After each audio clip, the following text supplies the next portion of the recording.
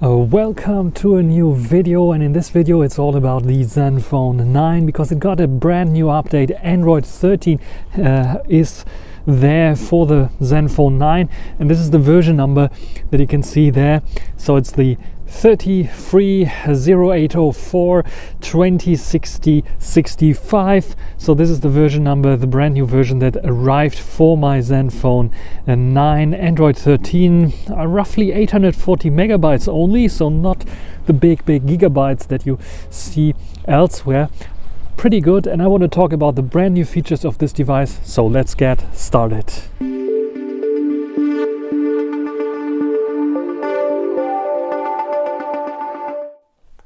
This is the brand new version, Android 13 for the Zenfone 9. As you can see here, that's the version number like I showed you. But what's more interesting for some people is Android version and the Android security patch level. As you can see here, it's very new. It's 5th of December 2022, so only a few days old. So what is new here? Of course, we get all the brand new features of Android 13 also in here, just like, for example, the adjusted panels, quick toggles for Android 13. So if I swipe down, you can see that the on-off button is now moved down here together with the control button, and for some reason they swapped those buttons, because I'm pretty sure that on all other Android phones it's like the off button to the far right and the control button to towards the middle. Then we have the two apps that are active here that will inform us about active applications that are running in the background, constantly eating power, just like, for example, in this case, my email application and KD Connect that I use to share files folders with my laptop. You can see my laptop there in the background, so it's fine that it's running here. Otherwise, we get all the quick toggles here that we used to have. What I noticed is when I turned on night light, it automatically added the night light quick toggle here onto the display, which is pretty nice indeed. Otherwise, we have some revamped applications, like lots of applications have been revamped. I have to be very honest with you, I did not really notice so much, mainly because I was not using all of those applications. You can see I have CX File Explorer instead of the Asus or Asus File Explorer. So let's check out the File Explorer here. So let's go to File Manager, and this is how it looks like. You can write down in the comment section if you see some changes here. What I noticed is, of course, we have the options to go here into Home. If I go into, let's see, Documents, I can go into Home here, and where else? Downloads here. I can go to internal storage directly, move around. I have the plus button here to create a new folder if I want to. So yeah, it looks more familiar to people who used other Android phones already and the file managers of Xiaomi, of Oppo, of Huawei, and so on. So yeah, pretty good. I didn't notice anything else. The storage analyzer, I'm not sure if it's something changed here, but it gives you nice tips and tricks on how to remove large files, show all the recent files here, or duplicate files and remove them. And we also have a recycle bin here as well. We have the PC file transfer, so we can start the transfer to the PC here, and you can see it's opening up this web address here, so I can connect with any other PC. It doesn't matter if it's a Linux, if it's Windows or Mac, or even Haiku for that matter, or any other application or operating system that you have. As long as you have a file manager, you can just have access to this. We have a hidden cabinet here where you can hide certain files and folders, and you can use the fingerprint to unlock or even the face to unlock here. This is a nice setting, I think, and it's a good file manager. I really like it. And we have even network places here where we can search for network devices. I think it is listing up SMB Samba shares, so Windows shares. If you have a NAS or something like this, those shares will be listed there as well. And we have also the possibility to add some cloud storage. In this case, there's only Google Drive and Asus Web Storage. Good file manager. You have to write really in the comment section what changed here. They revamped the calculator, they said. Very high and big calculations I'm doing with the calculator. You can see, I'm not even sure who wrote this down. Anyway, we have some things here like we can unit convert and money convert, which might be very useful. And we have some history. Yeah, so some more settings here as well. Not sure what it changed there. Honestly, never really used the calculator. We have some changes in the clock. It looks to me to be slightly changed maybe. And we have also some changes in the gallery application, weather, sound recorder, and so on. You can check the weather application. I think it looks pretty much the same as before, but it's much more snappier.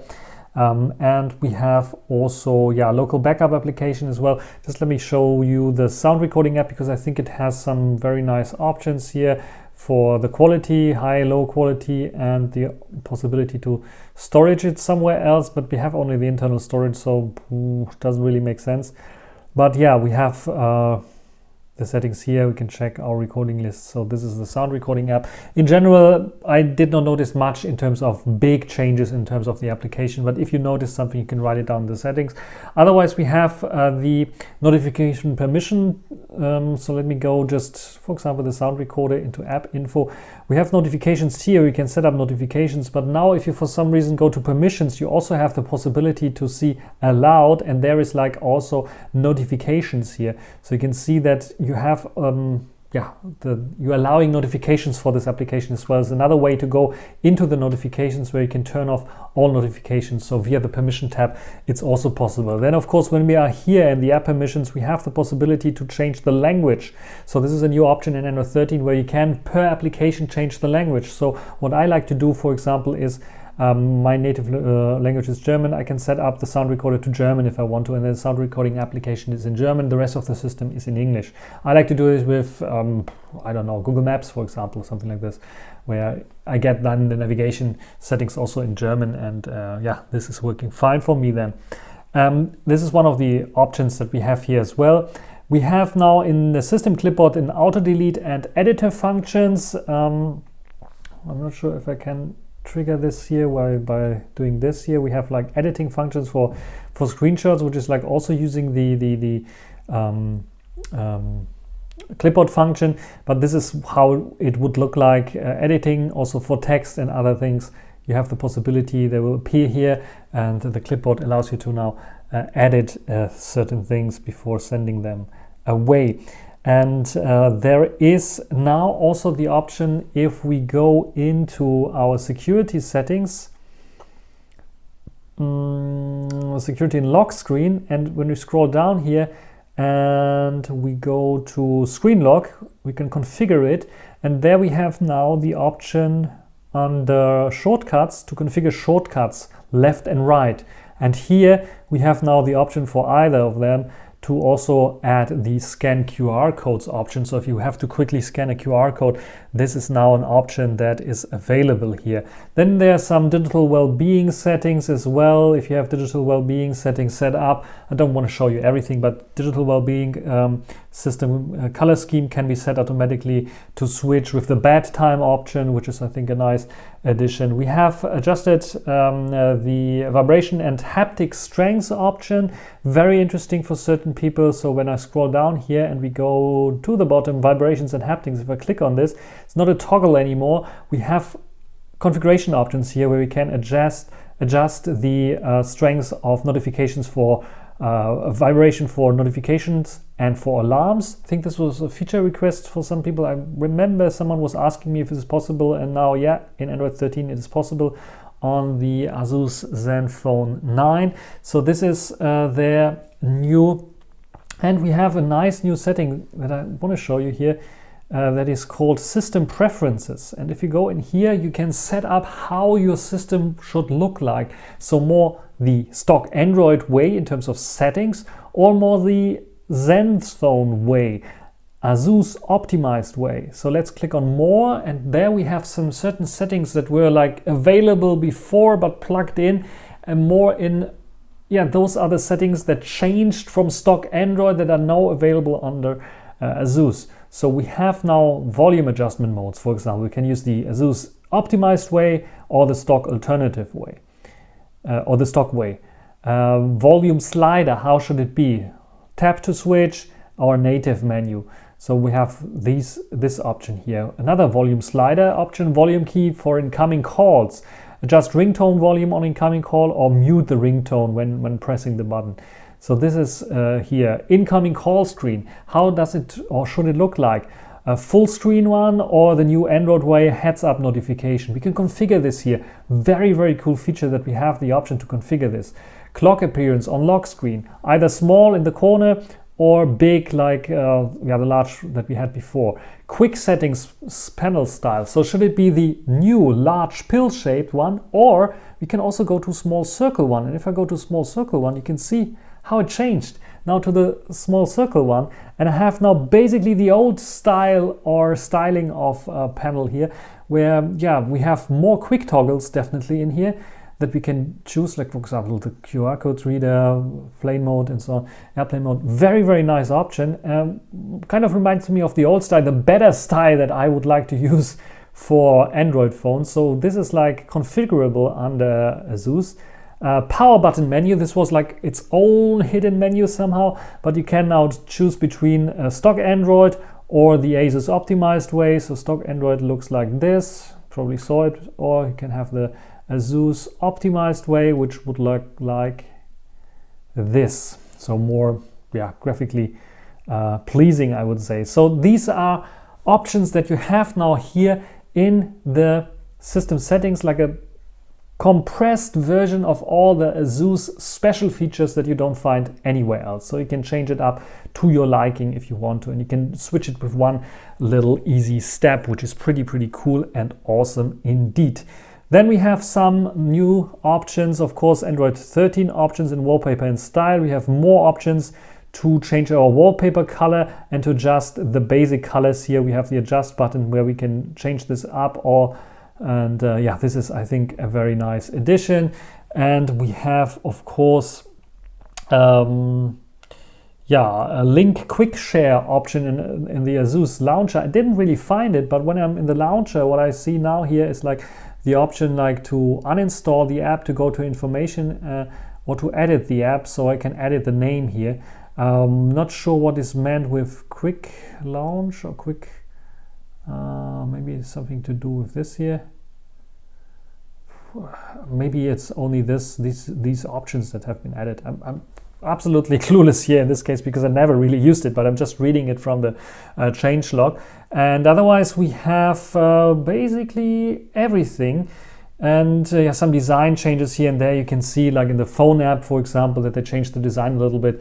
Some applications might be not compatible with Android 13, so you have to check it out. But I so far didn't find any issues with this here.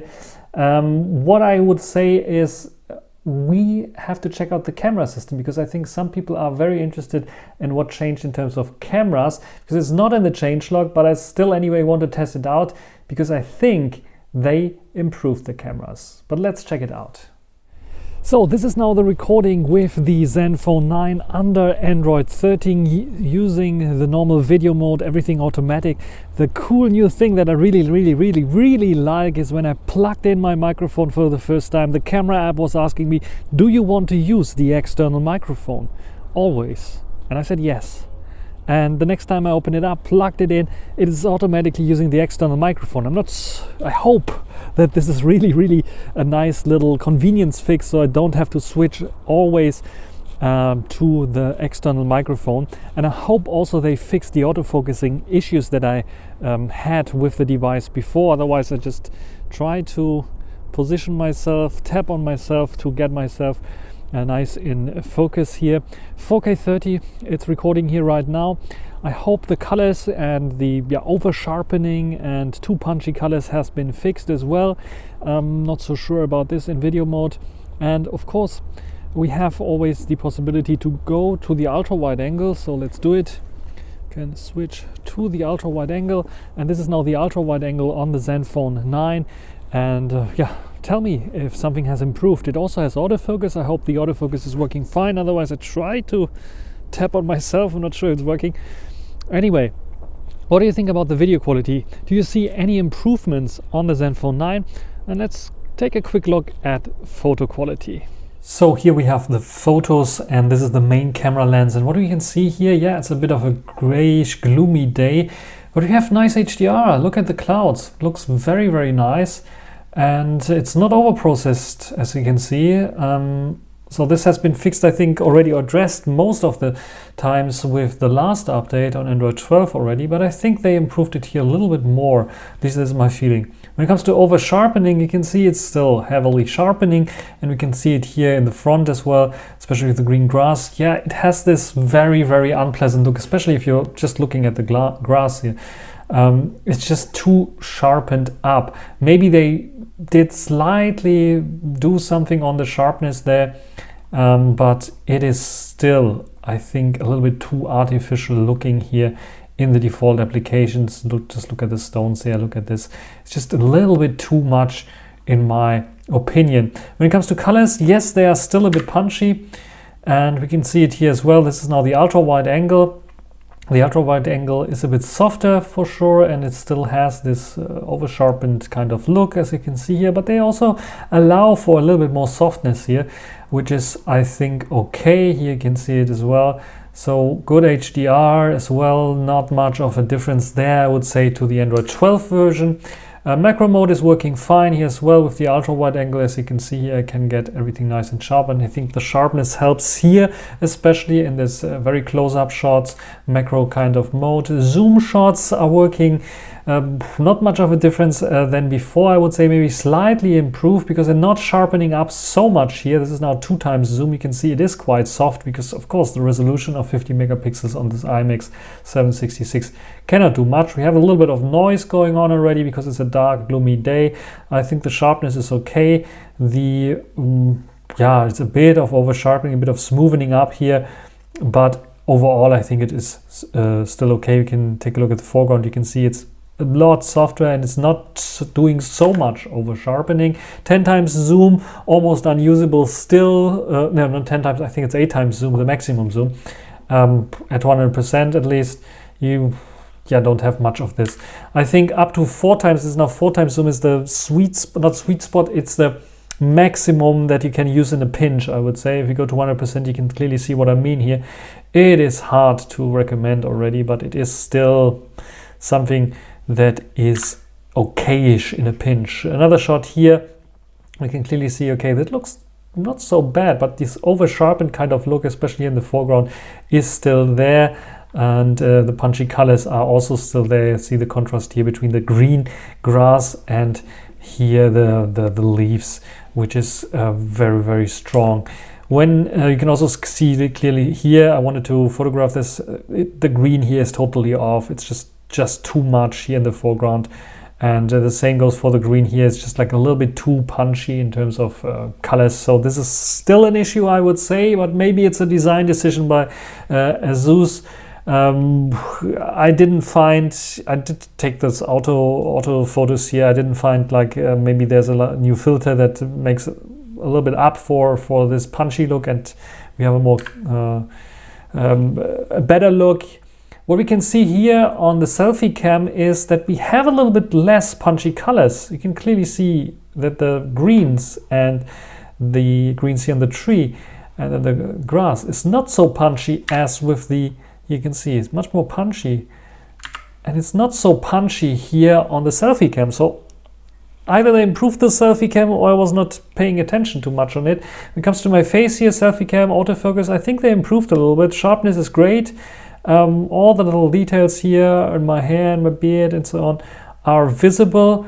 No issues there at all. And I think I don't see so much noise, even though it was very dim lit. There in the background is a little bit of like, yeah, there you can see the noise a little bit in. But on my face, it doesn't look like this. So yeah, I think they maybe improved the selfie cam a little bit.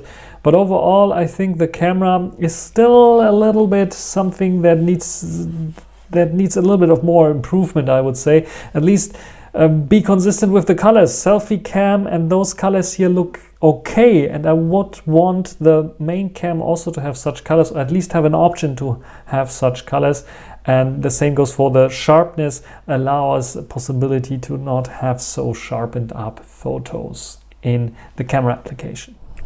Last but not least, the selfie cam with autofocus. Do we see any improvement here? I think it was already pretty good, at least if you have like a little bit of daylight like I have here right now. If it gets a bit dimmer now towards the evening times or something like this, and the sun is gone, then you see a little bit of noise definitely creeping in still on the front-facing camera, because the camera sensor is pretty small, though it has the autofocusing advantage, I would say, that can be used for product showcase. So I can show you my Xperia device here, and it should focus nicely on it, which is pretty nice indeed. So yeah, I think it is overall a very solid camera system, and I hope that they improved it a little bit here with the Android 13 update. What do you think?